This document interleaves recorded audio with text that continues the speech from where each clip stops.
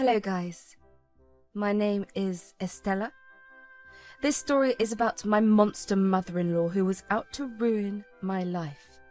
I should just say that my mother-in-law Lisa has never liked me. She's a little old-fashioned but tends to take it too far. My husband Rhett and I lived away from them for years, so she couldn't do much about me. But when Rhett got a better job near them, we were back in her clutches. I wouldn't have minded dealing with Lisa. My own parents were very toxic and controlling, so I knew how to handle people like that. It also helped that Vince, my father-in-law, was always an ally for me. The problem for me was that Lisa had access to my then 8-year-old daughter, Julie. Julie was always a loving kid who enjoyed being around her family. Since we were already in no contact with my parents, Vince and Lisa were the only grandparents she knew.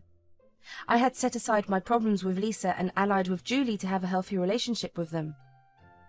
Rhett also considered his family to be important to him, so there was no way I could have cut Lisa off sooner.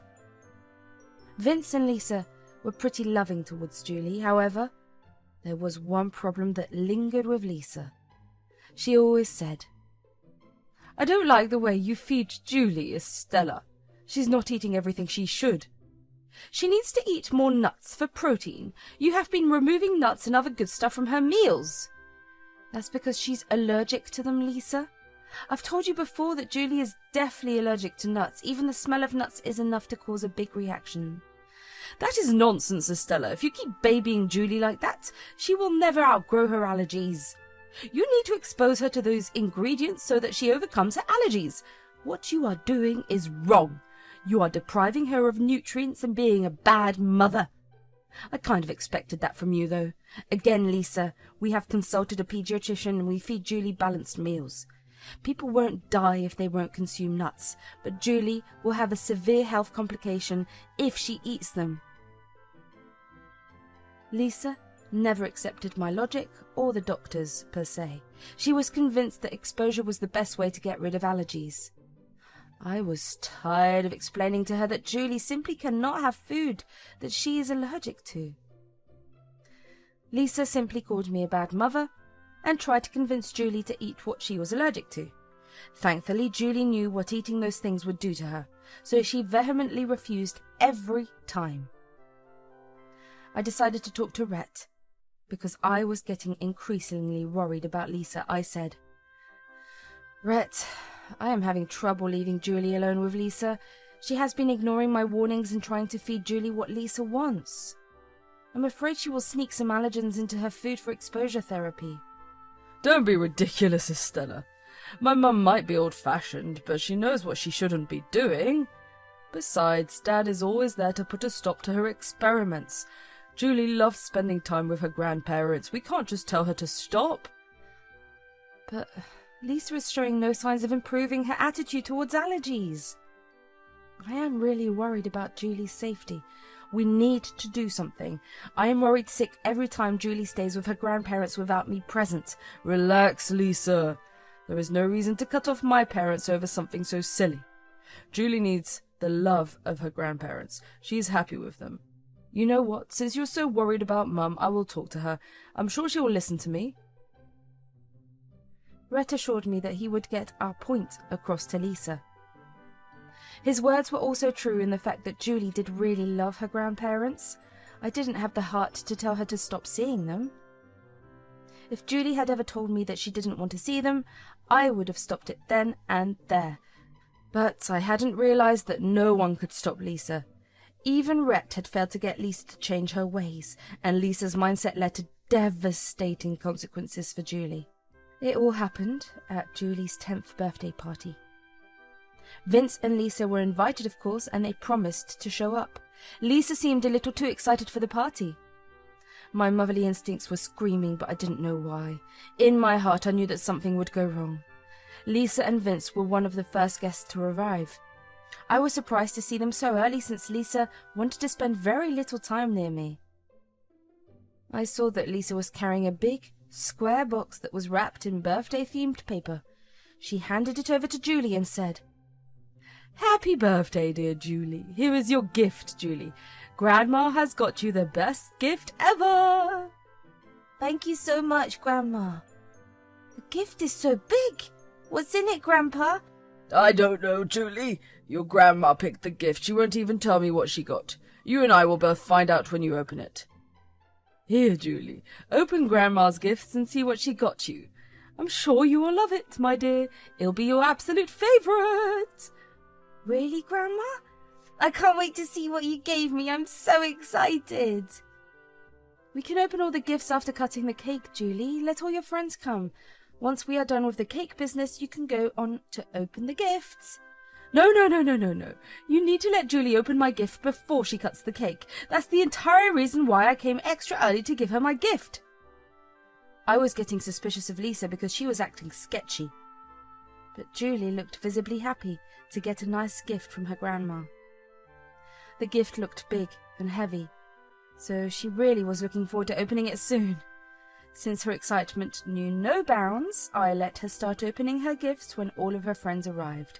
Since Lisa had told Julie that the gift needed to be opened before having the birthday cake, she was really insistent on doing it the correct way.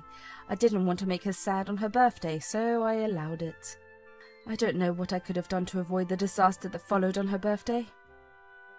Julie and her parents were betrayed by the one person they were supposed to trust. Lisa had not only ruined Julie's birthday, but also turned everyone against her.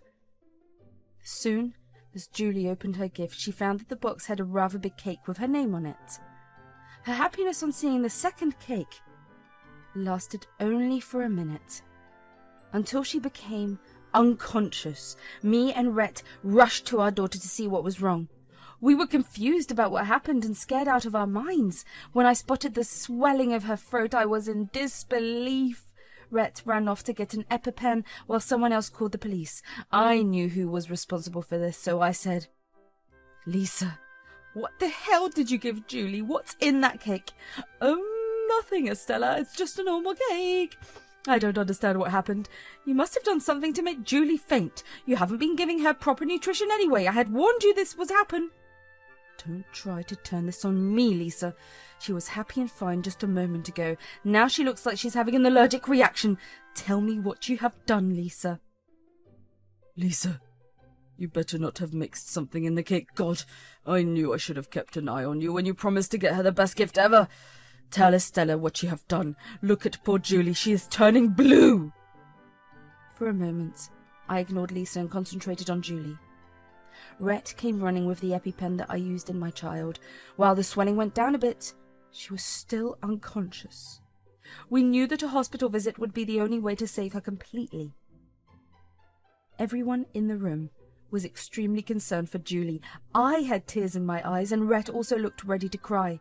Lisa was already crying and looked a little frightened. At that moment, I decided to cut open the cake and find out what it contained. What I found absolutely shocked me to the core. I said, "Why the hell did you give my daughter a cake filled with nuts? Are you insane, Lisa? I've told you countless times that she is allergic to nuts." "Lisa, what the hell is wrong with you? You ignored my warnings and put nuts in the cake anyway? How stupid can you be?" "I was only looking out for Julie. I didn't mean to hurt her. I hated the fact that Estella restricted her from so much good food. Yes, she might have a bad reaction sometimes, but exposure to it would have solved the problem." "Mum, are you freaking insane? My daughter is allergic to nuts, for God's sake. She could have died from this reaction. Who gave you the power to decide how to deal with her allergies? Look what you have done." "I am her grandmother, Rhett. I have the right to look after my baby. I'm telling you, she will be fine after some time. You guys are all overreacting to scare me and punish me for nothing. I bet this is all Estella's plan to make me look bad. Listen to me, Lisa. If I have my way with you today, you will pay dearly for what you have done. For now, making sure my daughter is fine is more important." As I finished saying this, the ambulance arrived with the paramedics. They looked after my daughter and took her to the hospital along with us. The doctors there said that Julie would need time to regain consciousness and have to stay at the hospital for a day or two. I absolutely broke down in the hospital in Rhett's arms. He held me tight and we comforted each other. After I pulled myself back, Rhett gave a call to Vince to let everyone know that Julie was not in danger anymore. When Rhett hung up the call, I looked at him and said, "Rhett, I will never forgive Lisa for what had happened today. Do you realize that she could have freaking killed our daughter?" I have been thinking about it, Estella. Trust me, I wouldn't have believed it if I hadn't seen it with my own eyes. My mother has turned out so cruel that I don't even recognize her anymore. Lisa did this just to prove to me that I'm a bad mother. She pretended that she wanted my daughter happy, but she didn't even stop to think if she would put Julie in danger. Hell, even after everything, she kept saying that I had staged the entire thing. Estella, today I have realized how far my mother can go to make you look bad. I can't begin to tell you how sorry I am. I should have restricted her presence in our lives a lot sooner. I failed to protect Julie from my mother. I'm a bad husband and a worse father. Rhett was starting to realize the gravity of the situation. While Vince had been nothing but a good grandfather, Lisa broke all boundaries today. So far she had walked away unscathed from all the stunts she had pulled, but this time we wouldn't be letting her off easily. My husband and I had a deep discussion about the situation and made a decision then and there. While Julie was still in the hospital, we decided to go back home. Vince, Lisa, and a few guests had stayed behind to get updates on the situation. It was the perfect time to make Lisa pay. When we returned home, it was already 2 hours since the incident. We found Lisa and Vince sitting in the living room. Vince was still scolding Lisa while she ignored him and typed away on her phone. Beside them lay the real birthday cake that my daughter didn't even have a chance to cut. It made my eyes water again, but I held my tears. As soon as they saw us, Vince and Lisa rushed to us. I said, "Julie is in great hands right now, and she will recover soon. She is still unconscious, but won't be for long. The doctors are positive about it." Thank God Julie is all right. I was going insane with worry about her condition.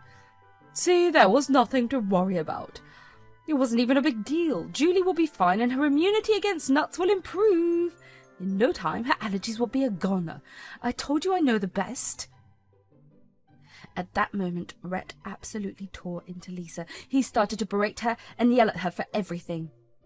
Vince also joined Rhett in giving Lisa a piece of his mind. The guests were stunned and were looking at Lisa with disgusted faces. I was also freaking burning from anger. I said, "Enough is enough, Lisa. We have given you multiple chances to prove yourself to us. Even after sending my daughter to the hospital, you have no remorse about your actions. This is the last straw for us. We will never allow you in our or Julie's life again. You are banned from this house too. You are nobody to tell me where I can or cannot go. My son won't allow you to cut me off over nothing. I know this is all you have ever wanted. I won't let you take away my granddaughter just because I don't agree with your parenting. Rhett knows that I am in the right. He will support me." "Absolutely not, Mum. You will never come near me or my family again. Dad is welcome here any time since he's the only sane grandparent Julie has. He's even tried his best to keep you from hurting Julie. Today you sent Julie to the hospital and are still claiming that you did the right thing. I don't want someone so cruel to be around my daughter." Lisa couldn't believe that her own son would turn against her. She has the utmost trust in Rhett to defend her from me. But what she didn't know was that Rhett was a reasonable man and not a deluded idiot like her. What surprised me was the fact that even the guests were starting to berate her. Lisa knew that she had been cornered and had nowhere to go. Even Vince wasn't on her side. She started to scream at us. She said, "Estella, this is your fault. You intentionally set me up to humiliate me. Now you have managed to turn everyone against me. I won't forgive you for this. You are the only one who should be begging for our forgiveness. Your actions have made you spoil your own name and take you away from Julie. You will never see her again. This is nonsense. I won't let you do this to me. You can't take this away from me. I will sue you for grandparents' rights. I will take you to court. The judge will grant me visitation. Just wait and see. I won't need anyone in my corner." Good luck trying to get grandparents' rights when you are rotting in jail. I bet the judge would find it amusing to have a felon ask for grandparents after endangering her own granddaughter. What the hell do you mean, Estella? Why would I go to jail? I haven't done anything wrong. What you have done is a crime, Lisa. You can be arrested by the police for knowingly exposing a child to allergens. It is considered a form of poisoning. I bet you didn't know that, Lisa. Well, me and Rhett know that and have called the police on you. You hear the sirens? They are coming to arrest you. No. You are lying. This can't be happening. You can't get me arrested for this. Lisa looked really panicked and was suddenly asking us to drop the charges. She was in tears and hysterics when 2 officers walked in and told her that she was under arrest. She held onto our hands and begged us not to send her to jail. Rhett didn't even look at her and told the cops to drag her away. I simply gave her a cold stare and let her know that her game was up. That's when she begged Vince for help. She said, Vince, do something, please. You can't just let your wife get arrested like this. When my wife has done something truly horrifying and has shown no remorse for it, I will not protect her. Lisa, for years I have warned you that you should amend your ways, and you never listened to me. Today you put my only granddaughter in danger. I was only doing this for her own good. I never knew it would hurt her so bad. Please, Vince, I am your wife. You need to help me. Rhett has already kicked me out of his life. Rhett has done the right thing, Lisa. In fact, that is also what I want to do. Tomorrow, I will go and talk to a divorce lawyer about it. I'll be filing as soon as possible. There is no way I would stay with a psycho like you anymore. This time I will protect my granddaughter and my kids from your presence. No, Vince, you can't do this to me. I'm your wife, Vince. Vince told the cops to take her away. Lisa was crying the entire time and begging us for help. The party had ended a long time ago, but now I felt a little bit at peace. Me, Rhett, and Vince all returned to the hospital after the rest of the guests left. The guests were also pissed at Lisa and told us that they would inform everyone about what a horrible person Lisa is. The next day, our little daughter woke up, and she was doing much better. She seemed to be extremely scared of Lisa. She kept crying and telling us to keep her away from Lisa. She said, "Mom, Dad, I don't want to be near Grandma again. She does this a lot.